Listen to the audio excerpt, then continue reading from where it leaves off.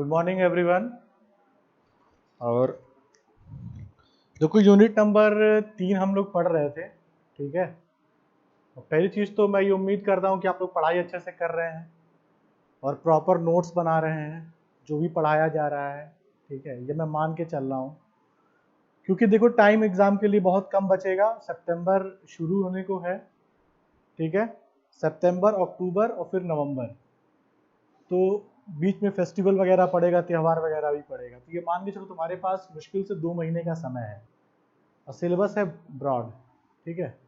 तो पढ़ाई शुरू कर दो सीरियस होकर के, खासकर वो बच्चे जो कंपटीशन वगैरह भी फ्यूचर में देना चाहते हैं। तो उस हिसाब से अपनी जो बेस है ना, आपका जब बेस मजबूत होता है, आपका जब आधार मजबूत होता है, तो आप आगे चल करके हाई पढ़ाई भी करोगे ना, कुछ अच्छे स्तर की पढ़ाई करोगे तो समझ में आएगा, ठीक है।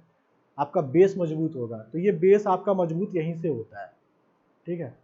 कोशिश की जा रही है आपको अच्छा देने की, अच्छा पढ़ाने की। तो यूनिट नंबर 3 हम लोग लेके चल रहे थे और आई होप उसमें आपको समझ में आ गया होगा। जो हमारा इम्पॉर्टेंट एस्पेक्ट था इसमें एमीटर, वोल्टमीटर और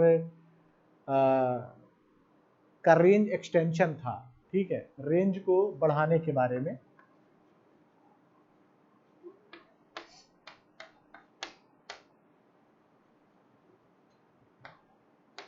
ठीक है, कि एमीटर और वोल्टमीटर के रेंज को कैसे बढ़ाया जाता है, ठीक है। तो वोल्टमीटर एमीटर के रेंज के लिए मैंने आपको अगर एक एक करके बताया हो तो याद करो, हम लोगों ने पढ़ा है शंट के बारे में, ठीक है। शंट का इस्तेमाल हम लोग करते थे एमीटर के केस में, एमीटर का रेंज बढ़ाना था। फिर हम लोगों ने मल्टीप्लायर के बारे में पढ़ा है, जिसे गुणक कहते हैं बेटा, हिंदी में गुणक। इससे हम लोग वोल्ट मीटर की रेंज बढ़ाते थे, ठीक है। और फिर हम लोगों ने सीटी एंड पीटी का इस्तेमाल किया है। सीटी से हम लोग करंट का रेंज बढ़ाते हैं, मतलब एमीटर का रेंज बढ़ाते हैं, और पीटी से हम लोग वोल्ट मीटर का रेंज बढ़ाते हैं। आई होप इतना तक आपको क्लियर होगा, ठीक है। यहां तक आपका स्पष्ट हो गया होगा। चलो अब हम कुछ न्यूमेरिकल्स देखते हैं इस पे बेसिस कि एग्जाम में आपके ये भी आ सकता है, और एग्जाम में तो आएगा ही आएगा, ठीक है। और आपके कंपटीशन पॉइंट ऑफ व्यू से भी बहुत इंपॉर्टेंट है। आप जब भी आपके पास जेई का आप बुक देखोगे, एक बुक आती है जेई की, आप, ठीक है, आर के राजपूत की किताब आती है, जेबी गुप्ता किताब आती है, ठीक है। आर के राजपूत एंड जेबी गुप्ता, ये 2 किताबें बेटा हैं, ठीक है, जो जेई लेवल की तैयारी आप करते हो ना, उसके लिए होती हैं।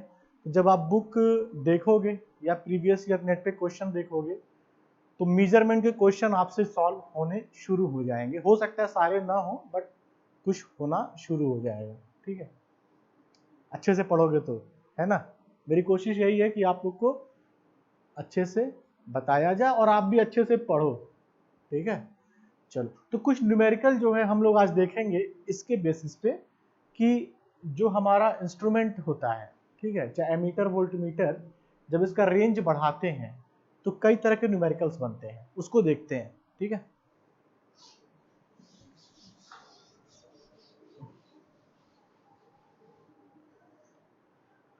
एक क्वेश्चन है, आसान सा क्वेश्चन है। एक एमीटर, आप क्वेश्चन लिखो, मैं लिखूंगा नहीं, या कहोगे तो लिख दूंगा क्योंकि आपके पास बुक नहीं है, तो लिख देता हूं एक शॉर्ट में, कि एक एमीटर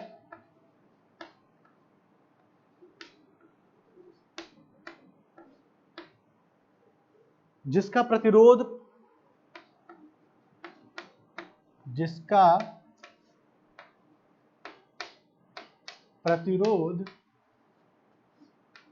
0.45 ओम है। थोड़ा फास्ट लिख रहा हूं, बोलते हुए लिख रहा हूं कि टाइम भी हमारा बचे और आप ज्यादा समझ सको, ठीक है। तो एक एमीटर जिसका प्रतिरोध 0.45 ओम है, 1 एम्पियर 1 एम्पियर तक विद्युत धारा 1 एम्पियर तक विद्युत धारा माप सकता है।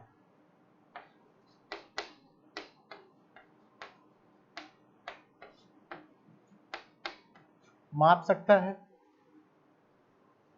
उसे 10 एम्पियर ठीक है के एमीटर में किस प्रकार बदला जाए कि एमीटर में किस प्रकार बदला जाए। ठीक है,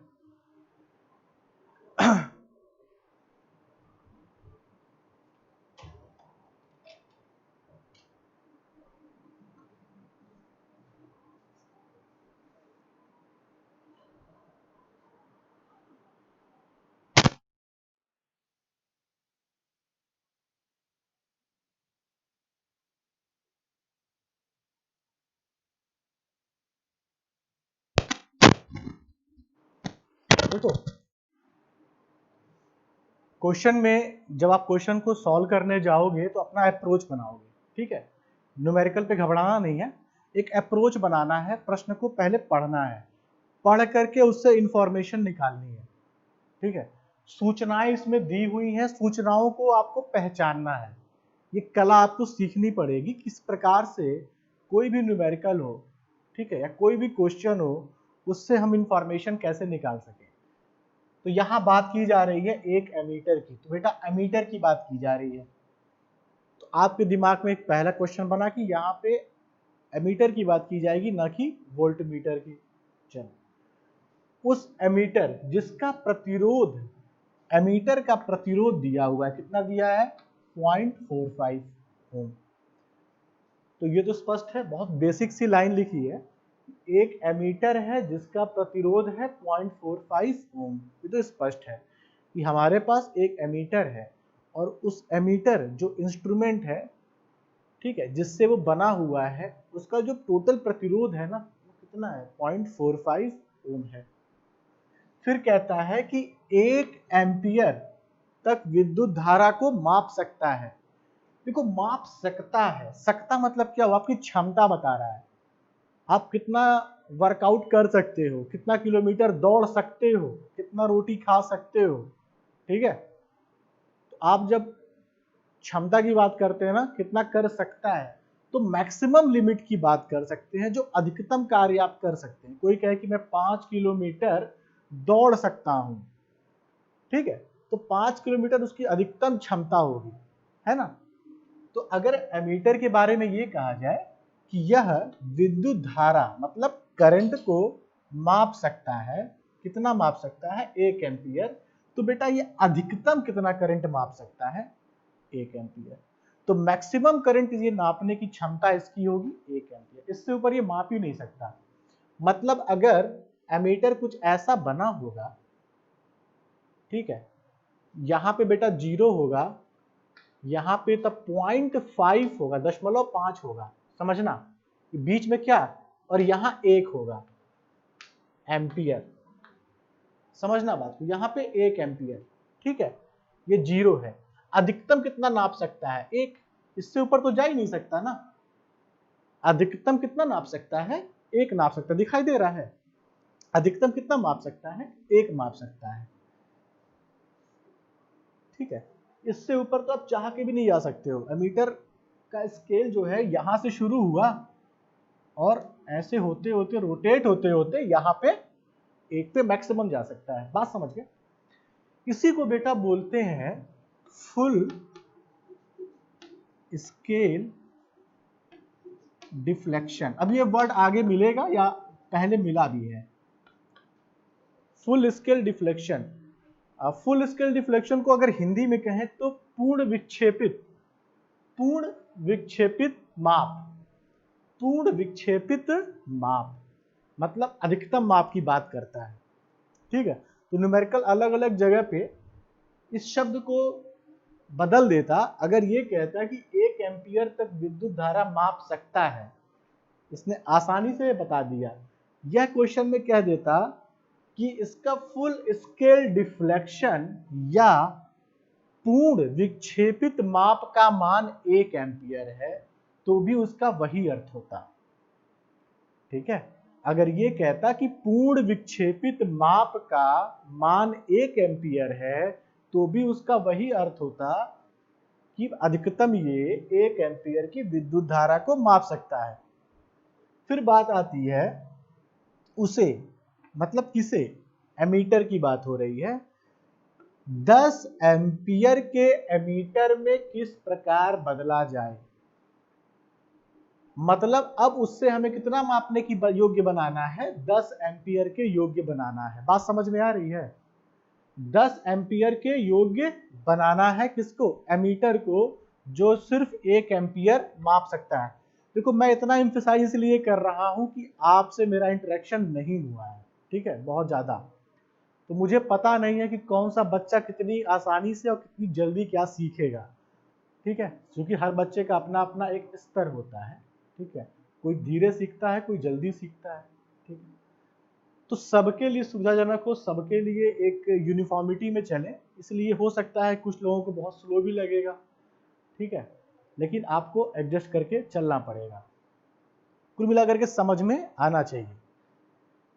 तो क्वेश्चन ये है कि आपका एमीटर जिसका प्रतिरोध इतना है, उससे मापना है, उससे 1 एम्पियर हम माप सकते हैं, तो 10 एम्पियर तक मापने के लिए आप कैसे माप सकते हैं, किस प्रकार से बदला जाए। अब याद करो इसको, मैंने क्या पढ़ाया है, मैंने एक शब्द पढ़ाया है आपको शंट के बारे में। एमीटर जब मैंने पढ़ाया था तभी मैंने पढ़ाया था शंट।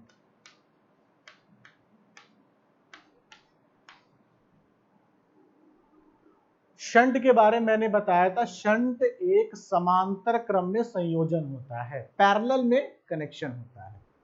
ठीक है, कहां इस्तेमाल किया जाता है, जब एमीटर का रेंज बढ़ाना होता है या एमीटर से ज्यादा हमको प्राप्त करना होता है मान, तो इसका मतलब हम शंट का इस्तेमाल करेंगे, ये बात तय हो चुकी है।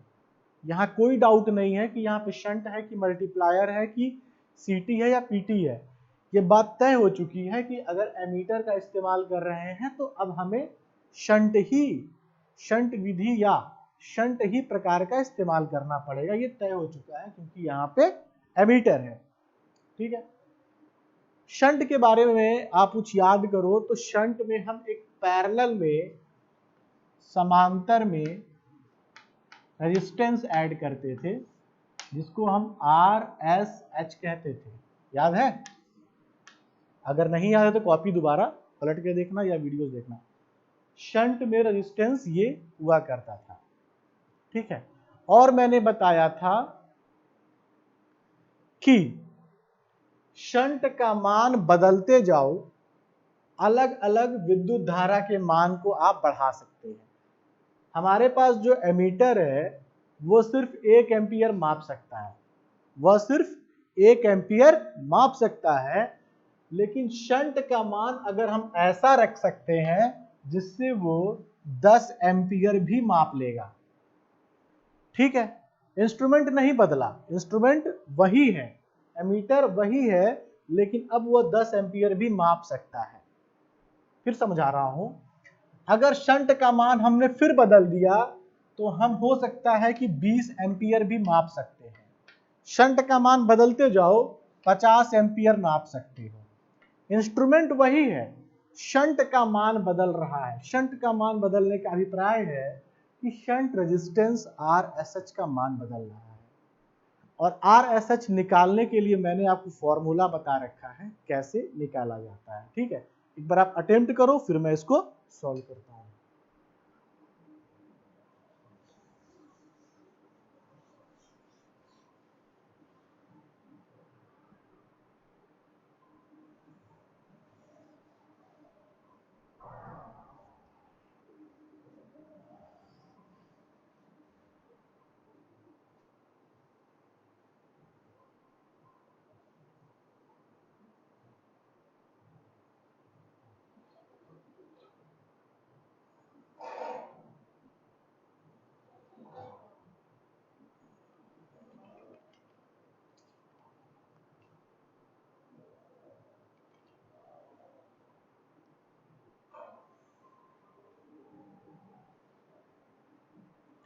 ठीक है, देखो यहाँ पे जगह नहीं है तो मैं एक तरफ से साफ कर दे रहा हूं।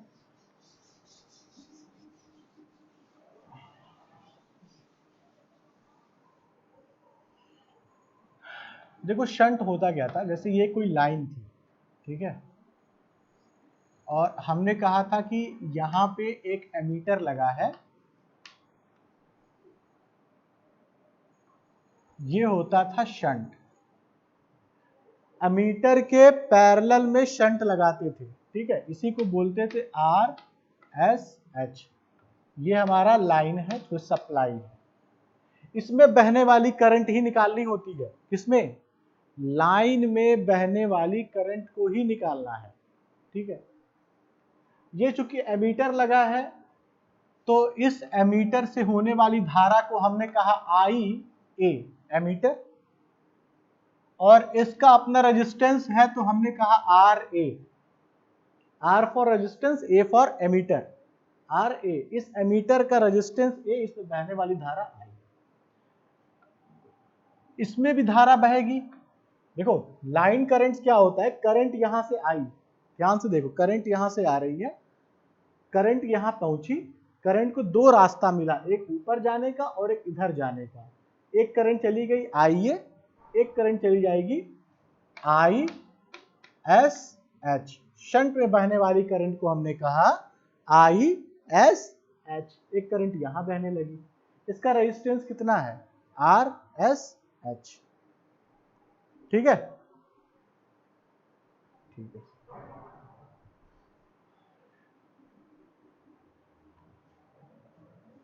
मैंने आपको पहले फॉर्मूले से बता दूं, ये पढ़ाया है RA बराबर N-1, ठीक है। R ऐसा शंट का मान क्या होता है, RA अपॉन N-1। RA क्या है, अच्छा N का मान क्या होता है, N बराबर क्या होता था, I अपॉन IA।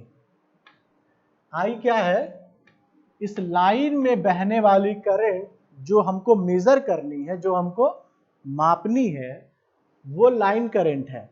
इस करंट का मान इतना ज्यादा था इसीलिए हमने शंट लगाया है, ठीक है। आइए क्या है, एमीटर में बहने वाली करंट, ठीक है। तो प्रश्न से सबका मान निकाल सकते हैं। क्या क्या दिया हुआ है प्रश्न में, देखो अगर मैं बात करूं, N का मान निकालना है, I क्या है, लाइन, कितनी करंट मापनी है आपको, 10 एम्पियर की करंट मापनी है। तो लाइन में कितनी करंट बह रही है, 10 एम्पियर, जो आपको मापनी है। एमीटर में कितनी करंट जा रही है, एमीटर जो है, आपको मैंने बताया कि एमीटर के बारे में लिखा हुआ है कि एमीटर में करंट है वो 1 एम्पियर, अधिकतम करंट कितनी जा सकती है, 1 एम्पियर। तो N का मान मिल गया बेटा 10, ठीक है, N का मान मिल गया 10। RA क्या है, एमीटर का रेजिस्टेंस, ठीक है, और जिसका मान दिया हुआ है 0.45 अपॉन 10-1, ये हो जाएगा 0.45 अपॉन 9, ठीक है, और ये आ जाएगा 0.9×5=45 RSH। मात्रक हो जाएगी यूनिट इसकी ओम, ठीक है। अगर शंट का मान, ये तो क्लियर हो गया ना, RA क्या है, एमीटर का मान, एमीटर का रेजिस्टेंस 0.45 दिया है, N का मान हमने निकाल लिया, कहां से निकाला, I अपॉन IA, रेशियो था, मेन करंट जो मेजर करनी है अपॉन वह करंट जो एमीटर में जा रही है उसका रेशियो होता है I अपॉन IA, और यहां से हमको मिल गया 10। ये हमने पुट किया इसमें और कैलकुलेट किया तो 0.05 जो है वो शंट का मान है।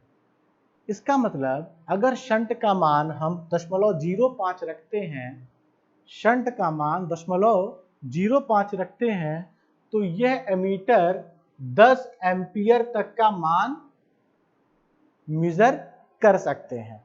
मतलब हम 1 एम्पियर हिस्से भले मेजर की क्षमता है, लेकिन हम 10 एम्पियर, मतलब ये जो करंट है ना बेटा, 10 एम्पियर करंट, ये अब मेजर की जा सकती है, एमीटर खराब नहीं होगा। क्योंकि मैंने बता रखा है आपको कि एमीटर का मान, करंट का मान बढ़ने से एमीटर डैमेज हो सकता है। ठीक है, एमीटर डैमेज हो सकता है मतलब जल सकता है, खराब हो सकता है। तो अभी इसकी क्षमता सिर्फ 1 एम्पियर की थी, लेकिन अब ये 10 एम्पियर का मान भी बियर कर पा रहा है, क्योंकि शंट का मान क्या है, 0.05 है। तो आपको इस तरह के क्वेश्चन में ना सीधे शंट का मान ही निकालना होता है। ठीक है, क्लियर है? इसको कॉपी कर लो। एक तरीका और बताता हूं।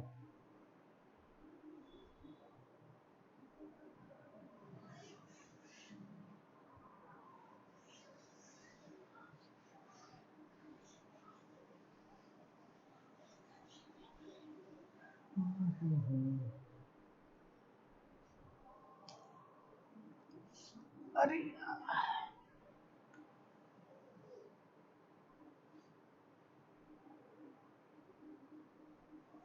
सब्जेक्ट बहुत मजेदार है। ठीक है, और मतलब ये है कि समझ में आएगा तो बहुत मजा आएगा, नहीं समझ में आएगा तो ऊपर से जाएगा। ठीक है,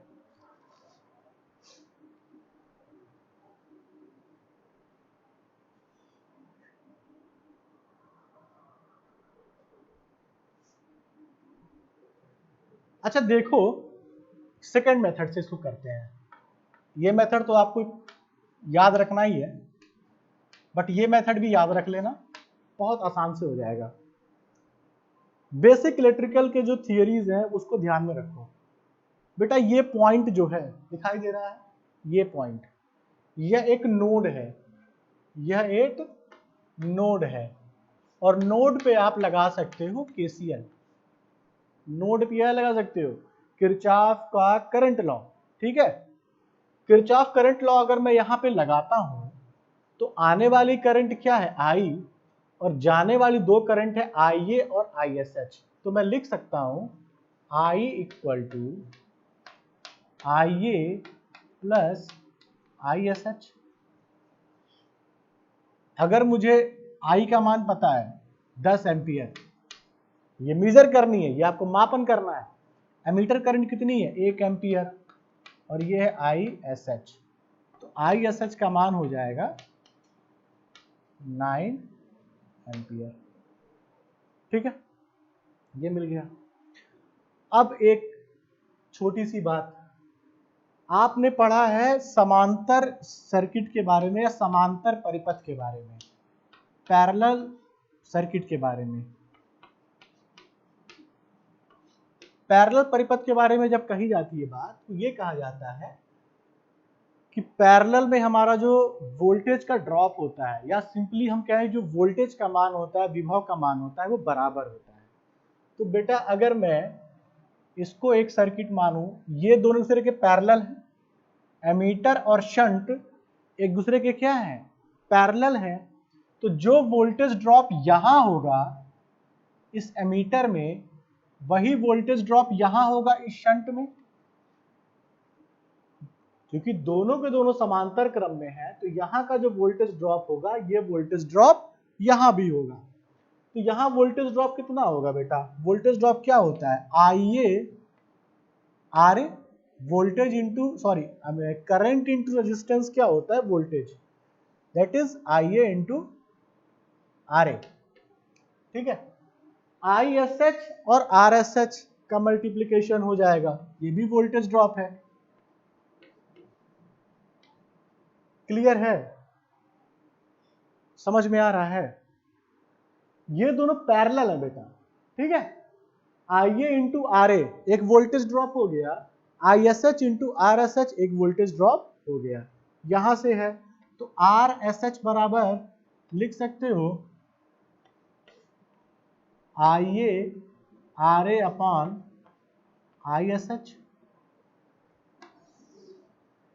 ठीक है। आर एस एच सबका मान आपको पता है, आर एस एच का मान निकालना है।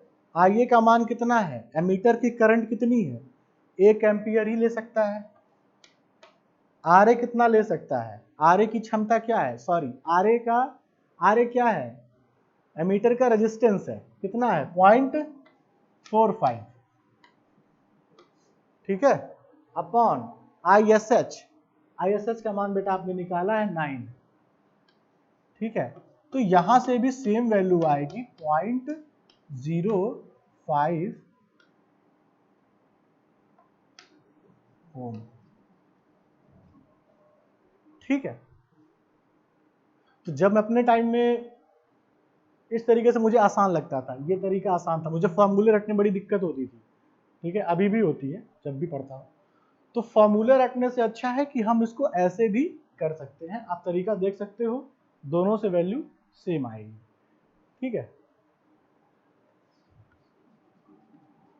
शंट मेथड है दोनों, क्लियर है।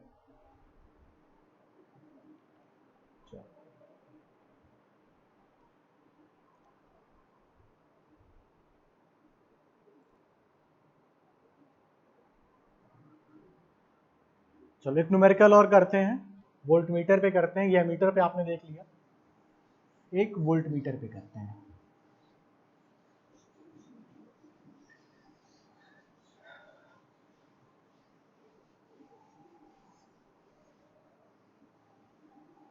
ऑनलाइन पढ़ाना थोड़ा मुश्किल है क्योंकि इंटरेक्शन नहीं हो पाता है, तो आपके लिए भी उतना ही बोरिंग है जितना मेरे लिए, ठीक है।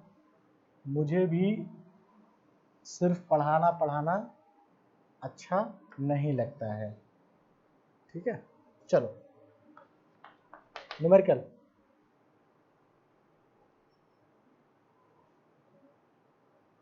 एक वोल्टमीटर जिसकी कुंडली का प्रतिरोध, एक वोल्टमीटर जिसकी कुंडली का प्रतिरोध 100 ओम है। आप क्वेश्चन लिखो, ठीक है, मैं नहीं लिख रहा हूं, मैं बोल रहा हूं क्वेश्चन। एक वोल्टमीटर जिसकी कुंडली का प्रतिरोध 100 ओम है, 15 वोल्ट तक पाठ्यांक दे सकता है, 15 वोल्ट तक पाठ्यांक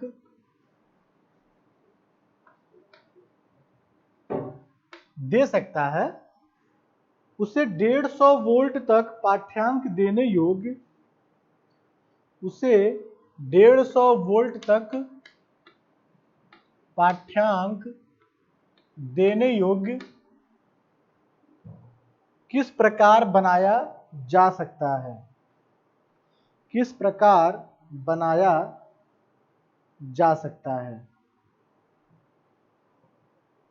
किस प्रकार बनाया जा सकता है, ठीक है। क्वेश्चन फिर से बोल दे रहा हूं, यह है कि एक वोल्टमीटर जिसकी कुंडली का प्रतिरोध 100 ओम है, 15 वोल्ट तक पाठ्यांक दे सकता है, उसे 150 वोल्ट तक पाठ्यांक देने योग्य किस प्रकार से बनाया जा सकता है। समझना ध्यान से, देखो क्या है, ये है बेटा वोल्टमीटर का केस, और वोल्टमीटर के केस में क्या होता है, जब हम एक्सटेंशन करते हैं तो एक वर्ड यूज मैंने किया है मल्टीप्लायर, जब हम रेंज बढ़ाते हैं इसी को बोलते हैं गुणक, तो गुणक का इस्तेमाल करते हैं। और गुणक कैसा होता है बताओ,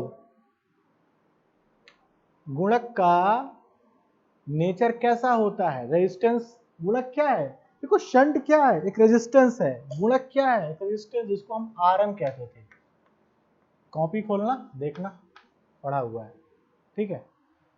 तो आपको आरएम का मान निकालना है। ये कह रहा है कि अगर वोल्टमीटर का रेजिस्टेंस 100 वोल्ट ओम है, भाई वोल्टमीटर है, बना है किसी न किसी, उसके अंदर कुंडली है, उसके अंदर कॉइल है, तो उसका रेजिस्टेंस कितना है 100 ओम। कह रहा है कि वोल्टमीटर जो है 15 वोल्ट तक ही माप सकता है, पाठ्यांक दे सकता है। तो अधिकतम कितना माप सकता है वो?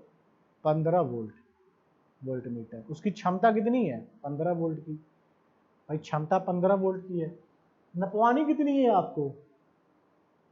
150 वोल्ट। 150 वोल्ट आपको नापने के लिए कहा जा रहा है, तो आपको क्या करना चाहिए, क्या करना पड़ेगा? तो पहला प्रश्न कि हमको एक गुणक लगाना पड़ेगा, मल्टीप्लायर लगाना पड़ेगा और उस मल्टीप्लायर का मान निकालेंगे। यही आपको करना है, ठीक है।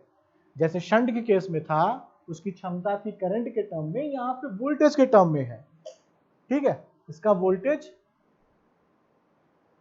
15 वोल्ट है, इसकी क्षमता 15 वोल्ट है और इसको नापना कितना है? 150 वोल्ट। फॉर्मूला याद करो क्या था, फिर बताओ, इसको सॉल्व करो।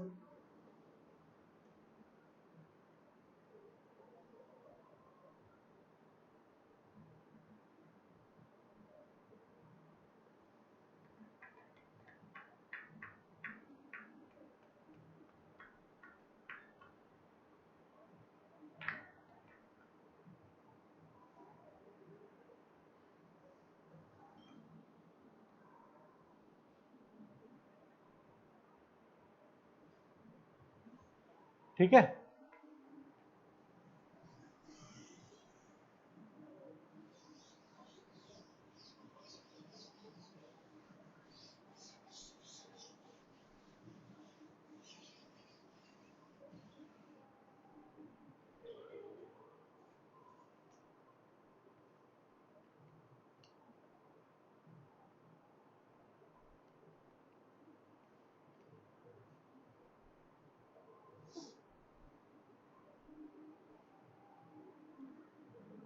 देखो गुणक की अगर हम लोग बात करें तो मैंने बता रखा था कि जैसे हमारे पास कोई लाइन है, ठीक है।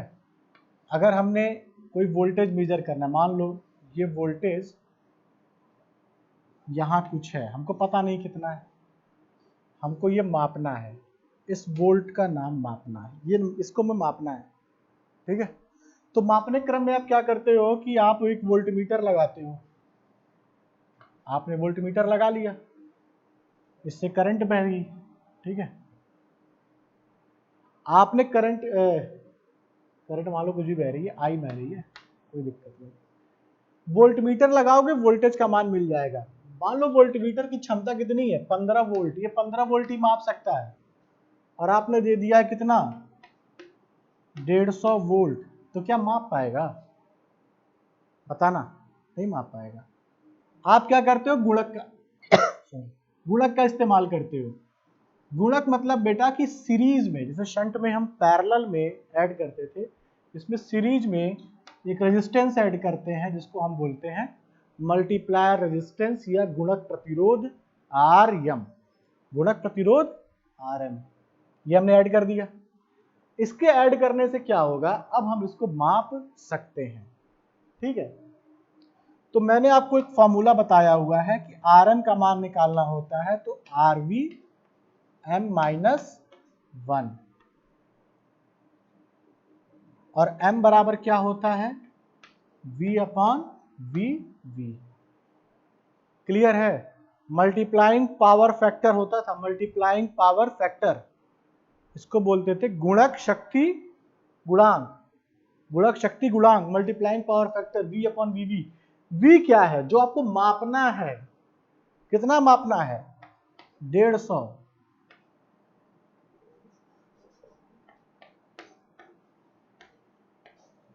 और वी क्या है? जो माप सकता है वोल्टमीटर की क्षमता 15 वोल्ट। कितना मिल गया? 10। अनुपात का मान कितना मिल गया? n का मान 10, ठीक है। इसको इस फॉर्मूले में रखा जाए। Rv क्या है? V मतलब बेटा वोल्टमीटर के लिए है, R क्या है? रेजिस्टेंस है। इस वोल्टमीटर का रेजिस्टेंस कितना दे रखा है? 100 ओम। तो इसको हम 100 रख सकते हैं, 10 माइनस 1 आ जाएगा बेटा कितना? ये 900 ओम। दिख रहा है? हाँ। आर एम बराबर R V M minus one, M का मान 10 मिल गया, वी अपॉन वी वी से, वी वी क्या है, जितना उसकी वोल्टमीटर की क्षमता है, जितना पाठ्यांक दे सकता है, वी क्या है, जितना हमको मापना है, जितना हम उसको क्षमता बढ़ानी है, अनुपात लिया, यहां पुट किया, मल्टीप्लायर का मान मिल जाएगा, आरवी क्या है, इस वोल्टमीटर का रेजिस्टेंस है 900 ओम, मिल गया। क्लियर है, आसान है ना, ऐसे ही मिलेगा क्वेश्चन आपको, ठीक है।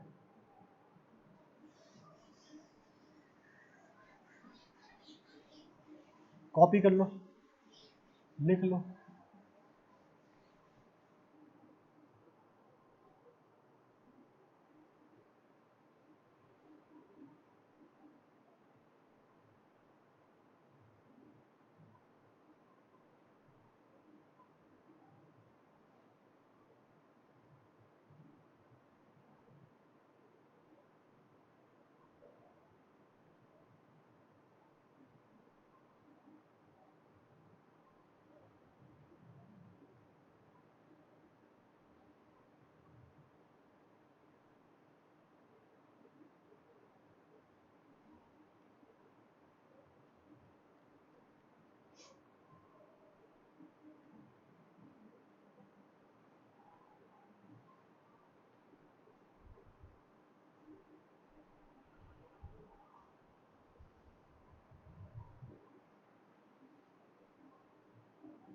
देखो एक तरीके से और इसको कर सकते हैं, थोड़ा दिमाग लगाना, यही बताने का प्रयास करता हूं। देखो ये वोल्टमीटर है, ठीक है, और ये जो करंट है ना, ये जो करंट है, ये करंट सब जगह जा रही है, तो वोल्टमीटर में भी यही करंट जाएगी, वोल्टमीटर में भी यही करंट जाएगी, और यहां भी वही करंट जाएगी, क्योंकि दोनों क्या है, श्रेणी क्रम में है, सीरीज में है। मतलब जो करंट है, देखो ध्यान से देखो, ये करंट यहां भी जाएगी, ये करंट यहां भी जाएगी, बीच में तो कोई ऐसा रास्ता तो है नहीं जहां से करंट को जाने का और रास्ता मिल जाए, है ना। बहुत बेसिक बेसिक चीजें हैं बेटा, लेकिन बहुत कंफ्यूज करता है। अगर कॉन्सेप्ट नहीं क्लियर है तो खेल जाओगे, और अगर कॉन्सेप्ट क्लियर है तो खिलाओगे, ठीक है। तो इसमें खेलना नहीं है, खिलाना है। करंट देखो सीरीज में है, करंट होती है समान, करंट को जाने का कोई रास्ता नहीं है बेटा, वही करंट बह रही है। इस वोल्टमीटर में कितनी करंट बहेगी, हमने कहा कि वोल्टमीटर की करंट है मान लो आई वी, वोल्टमीटर का वोल्टेज आपको पढ़ा है ना, V बराबर आई आर, ये तो पढ़ा है ना।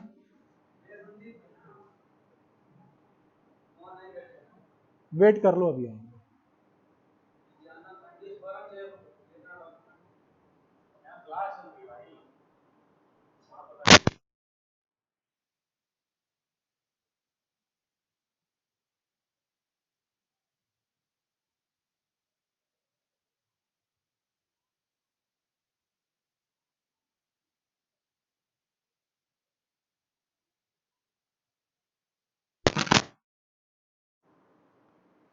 ठीक है, करंट बराबर क्या, वोल्टेज अपॉन रेजिस्टेंस होता है। तो मान लो अगर यहां से हमको पता है V बराबर आई आर, तो आई वी बराबर क्या हो जाएगा, 15/100। भाई इसका वोल्टेज, इसका रेजिस्टेंस 15/100 कितना हो गया, 15/100 मतलब हो गया 0.15 आपका, ठीक है ना, जीरो है 2.15 हो गया। अब आपने किरचॉफ का वोल्टेज लॉ जरूर पढ़ा है ना। अगर मैं एक इस पे लूप लगा दूं, एक लूप लगाऊं किरचॉफ के वोल्टेज लॉ के अकॉर्डिंग, ठीक है, किरचॉफ का वोल्टेज लॉ, तो आप लिख सकते हो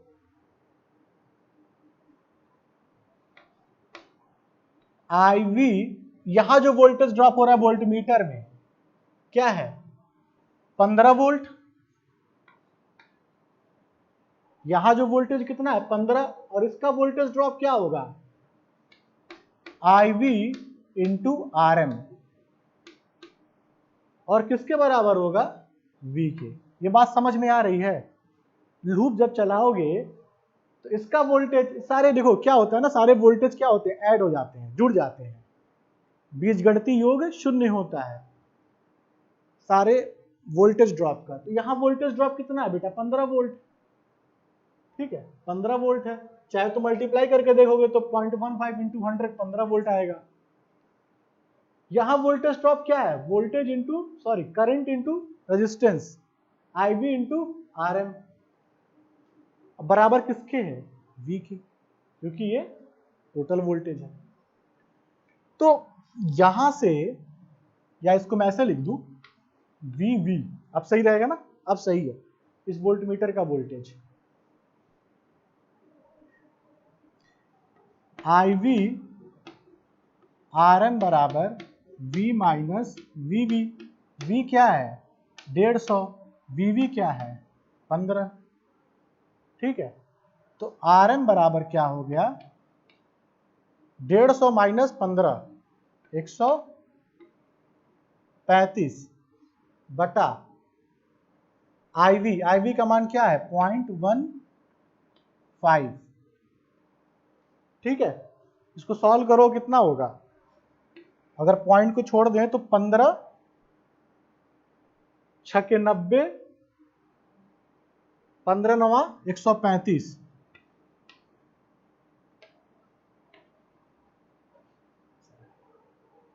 ठीक है, जो आपको मेथड सही लगे, फॉर्मूला वाला भी आसान है, डायरेक्ट फॉर्मूले से मिल जाएगा हमको आंसर, और ये वाला भी आसान है, जो हमको अच्छा लगे एक मेथड आप अडॉप्ट कर लो, दोनों का प्रैक्टिस करो, चाहे इससे, दोनों से आंसर वही आना है। फिर से शॉर्ट में बताता हूँ कहानी जैसे क्या थी। यहाँ मैंने क्या किया, मैंने कुछ नहीं किया, मैंने कहा भाई एक वोल्टेज, एक सर्किट है ना, नॉर्मली फर्स्ट ईयर में पढ़ा है आपने एक सर्किट के बारे में, सर्किट है ना, ये वोल्टेज है, ठीक है, ये भी क्या है बेटा, करंट से मल्टीप्लाई होगा, रेजिस्टेंस में क्या होगा, वोल्टेज ड्रॉप ही तो मिलेगा। ठीक है, तो हमने क्या किया कि एक केवीएल लगाया, इसका वोल्टेज प्लस इसका वोल्टेज बराबर इसका वोल्टेज, ये हो गया।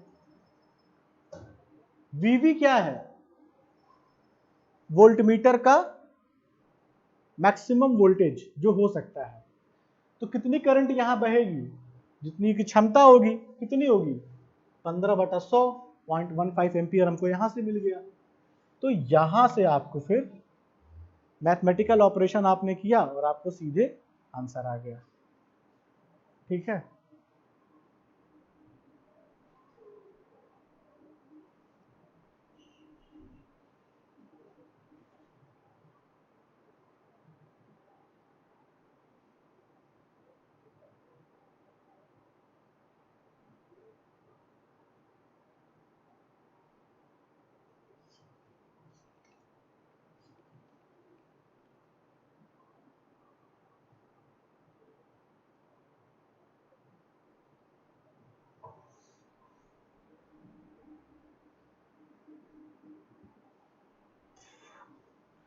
कहीं कोई डाउट होगा तो मैसेज कर देना, कमेंट डाल देना, जो भी होगा।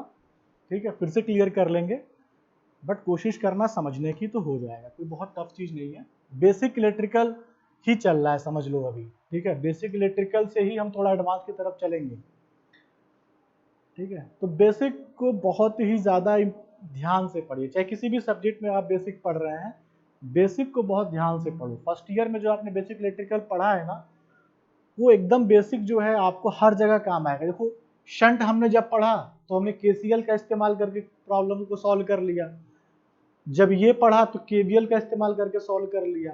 ठीक है ना, अब आपको करंट निकालने नहीं आएगा तो आपको प्रॉब्लम होगी, आपको वोल्टेज के लिए केवीएल लगाने नहीं आएगा तो आपको प्रॉब्लम होगी। तो उसका तरीका क्या है कि आप सीखो। ठीक है, ये कोई हवा में नहीं आया है, आपको सीखना पड़ेगा। ठीक है, कैसे होता है ये तो ठीक है, फॉर्मूले पे हो गया, बट ये अप्रोच आप लेके चलोगे ना कहीं आपका दिमाग खुलेगा। सिर्फ फॉर्मूले पे स्टिक नहीं करोगे, न्यूमेरिकल भी कुछ भी होगा तो आप अपना दिमाग लगा सकते हो कि यह सर्किट को ऐसे सॉल्व करना है। ठीक है, चलो फिर इस क्लास में इतना ही, नेक्स्ट लेक्चर में कुछ और लेके आएंगे फिर। ठीक है, थैंक यू।